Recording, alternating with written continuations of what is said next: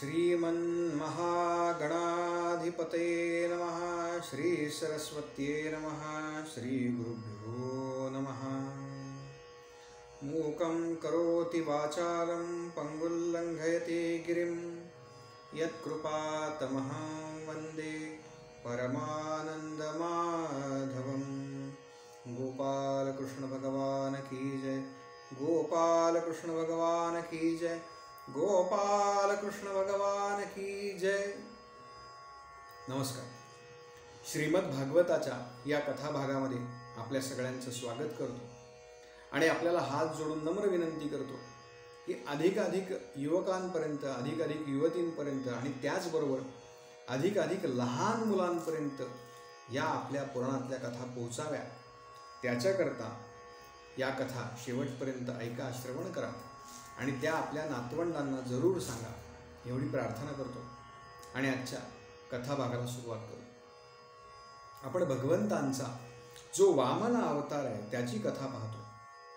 भगवंत बटू वामनाचं रूप घेऊन आता त्या त्या बळीराजाच्या यज्ञामध्ये आलेले आहेत आणि त्या यज्ञामध्ये आल्यानंतर राजानं बटूचे चरण प्रक्षालन केलं आणि त्याला सांगितलं की तुम्ही माझ्याकडून काय पाहिजे ते मागून घ्या, मी तुम्हाला द्यायला समर्थ आहे, कारण माझं या सगळ्या त्रैलोक्यावरती सध्या माझं साम्राज्य आहे। इथे बळीराजाचा मी आडवा आला। बटू वामनानं त्याच्या आधीच्या 3 पिढ्यांची प्रशंसा केली आणि त्याला सांगितलं की राजा, तू जे म्हणतोयस ते खरं आहे, पण मी अत्यंत संतुष्ट ब्राह्मण आहे। मी कशाचाही संग्रह करत नाही, अपरिग्रह पालन मी करतो, तेव्हा मला काही नको। खरं तर संतोष हेच माझं धन आहे। आणि लक्षात ठेव, इतर धनदौलत जमा केली ना तर त्यावेळेला त्रास वाढतो, चिंता वाढतात, दुःख वाढतं। तेव्हा राजा, संतोष हा जो आहे मानवाला, तोच खरं तर वैराग्याकडे नेऊन जाणार आहे। तेव्हा मला जास्त काही नको। एक काम कर राजा, मला माझ्या पावलानं मोजून त्रिपाद भूमी दे, माझ्या पायानं मोजून 3 पावलं जमीन तेवढी दे। बळीराजाला फार आश्चर्य वाटलं। तो म्हणाला, बटू महाराज, तुमचं तेज पाहिलं तर ते सूर्यासारखं आहे, म्हणजे प्रत्यक्ष सूर्यनारायण आले की काय असं वाटावं, पण तुमची बुद्धी जर पाहिली ना तर ती एखाद्या लहान मुलासारखी आहे। अहो, मी एवढा त्रैलोक्याचा सम्राट असताना तुम्ही माझ्याकडनं काय मागितलं? त्रिपाद भूमी? नाही म्हणाले, अजून काहीतरी मागून घ्या। बटू वामन म्हणतोय, राजा मला अजून काही नको, मला दान मागायला खरं तर संकोच वाटतो, पण मी का मागतोय तर मी ज्या वेळेला संध्या करायला बसलो होतो, एका दुसऱ्या माणसाच्या भूमीवरती मी संध्या करायला बसलो होतो, तेव्हा त्यानं मला उठवलं, म्हणून मला तेवढीच जागा हवी आहे, त्रिपाद भूमी माझ्या पायानं मोजून। तेव्हा बळीराजा त्या बटू वामनाला म्हणाला, त्रिपाद काय, 3 पावलंच काय, मी तुम्हाला 3 गावं देतो। तेव्हा तू बटू म्हणतो, राजा, जो मनुष्य त्रिपाद भूमीनं संतुष्ट होत नाही तो कशानेही संतुष्ट होत नाही। राजा, तुला सांगतो, खरं तर मी निरीच्छ आहे, मला काहीच नको आहे, पण तू मला आग्रह केलास म्हणून मी त्रिपाद भूमी मागतोय माझ्या पायाने म्हणून। आणि हा बटू वामनाचा आणि राजाचा चाललेला संवाद जो आहे तो शुक्राचार्यांनी ऐकला। शुक्राचार्य राजाच्या शेजारीच उभे, त्यांनी राजाला सांगितलं, राजा, हा जो बटू आहे हा दुसरा तिसरा कोणी नसून साक्षात महाविष्णू आहेत आणि ते तुझ्याकडनं दान मागतायत। राजा, तू एक काम कर, तू शब्द फिरव, मी दान देणार नाही म्हणून सांग। त्यावेळेला हा बळीराजा आपल्या गुरूंना म्हणतो, गुरुदेव, मी याचकाला तो जे मागेल ते देण्याचं वचन दिलंय, तेव्हा मी अशा कुळामध्ये जन्म घेतलाय जिथे माझ्या कुळाची थोरवी काय आहे हे तुम्ही ऐकलीच, आणि त्याचमुळे प्रत्यक्ष भगवान महाविष्णू माझ्या घरी याचक म्हणून आलेले आहेत। तेव्हा माझं केवढं भाग्य आहे. तेव्हा कृपा करून तुम्ही याच्यात पडू नका. उलट तुम्ही मला संकल्प सांगा की ज्या योगे मी हे दान पूर्ण करू शकेन. शुक्राचार्यांना पुढे काय घडणार याची कल्पना आली होती, म्हणून ते काही राजाला संकल्प सांगेना. त्यावेळेला बटू वामनानंच संकल्प सांगितला आणि आता त्या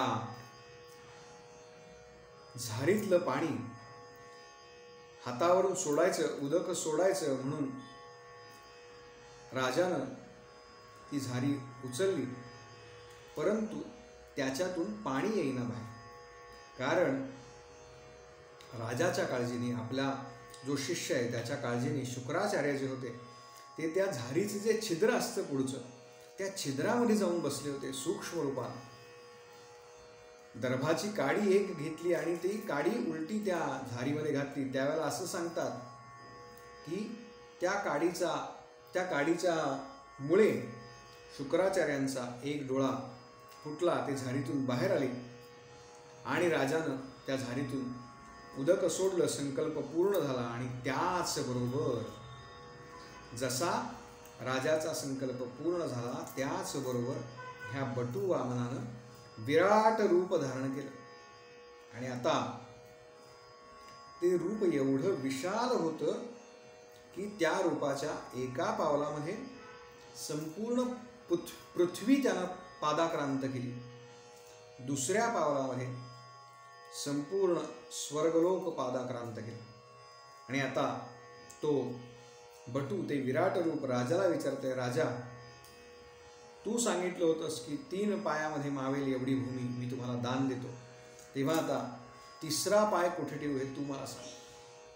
ते विराट रूप पाहिलं आणि बळीराजा चकित झाला. त्याला कळेच ना की काय आत्ता समोर हे काय घडतंय. त्याला जो अभिमान होता की तुम्ही फक्त मागा, मी तुम्हाला द्यायला तयार आहे, कारण मी आत्ता त्रैलोक्याचा सम्राट आहे एका अर्थाने, त्याचा जो सगळा अहंकार गळून पडला. त्याला लक्षात आलं की 2 पायामध्ये आपलं संपूर्ण साम्राज्य व्यापलं गेलंय. तेव्हा त्याच्या असं लक्षात आलं की आता माझ्याकडे जर काही शिल्लक असेल तर केवळ हे नाशवंत शरीर राहिलेलं आहे, तेही आपण अर्पण करूया. तेव्हा बटू वामनाला राजा हात जोडून नम्र प्रार्थना करतोय की मी ज्या वेळेला तुम्हाला वचन दिलं तेव्हा तुम्ही बालक रूप होता, आता तुम्ही विशाल रूप धारण केलेलं आहे, पण तरीसुद्धा मी माझ्या वचनापासून फिरणार नाही. आपला 3रा पाय जो आहे तो तुम्ही माझ्या मस्तकावर ठेवा. असं म्हणून राजानं भगवंतांचा जो चरण होता तो आपल्या मस्तकावरती धारण केला. भगवंत कुणाच्या पायावरती मस्तक ठेवतात, ज्या जीवाची तेवढी योग्यता आहे त्यालाच त्याच्याच मस्तकावरती भगवंत आपला चरण ठेवतात. त्रिपाद भूमी म्हणजे काय आहे तर आपण अनेक वेळा म्हणतो बघा की मी एखादं काम तन मन आणि धनपूर्वक करीन. बलीनं आपलं शरीर अर्पण केलं. शरीर म्हणजे काय तर शरीर आणि त्याच्या जोडीनं येणारं ममता, अहंकार, अभिमान सर्व काही सोडणं आणि नम्रता व दास्य भाव आपल्या अंगीकारणं. आणि जो भगवंतांना शरण गेला आहे भगवंत त्याला कधीही मारत नाहीत, त्याला तारतात.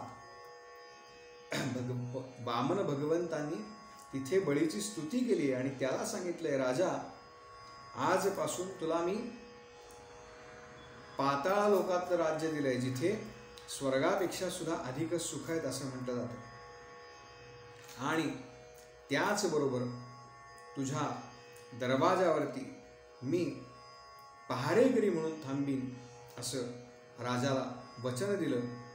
आपला जो पाय होता तो बळीराजाच्या मस्तकावरती ठेवला आणि राजाला सुतल लोकामध्ये पाठवलं. आणि आता भगवान महाविष्णू स्वतः ह्या बळीच्या राज्यामध्ये बळीचे द्वारपाल म्हणून काम करतात. ह्या द्वारपालांची सुटका कशी झाली हे आपण पुढच्या भागामध्ये पाहणार आहोत. या अशा अनेक कथा आपण या माध्यमातून श्रवण कराव्या आणि आपल्या पुढच्या पिढीपर्यंत पोचवाव्या, यासाठी अधिकाधिक लोकांना या चॅनलला सबस्क्राईब करायला सांगा. हा आपला चॅनल आहे. या आपल्या चॅनलवरती पुराण कथा आपण श्रवण करतो, तेव्हा आपल्याला विनंती करतो की शेवटपर्यंत सर्व कथा ऐका. या चॅनलला सबस्क्राईब करा, अधिकाधिक शेअर करा, एवढं सांगतो आणि या ठिकाणी थांबतो.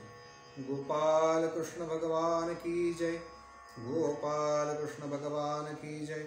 गोपाल कृष्ण भगवान की जय.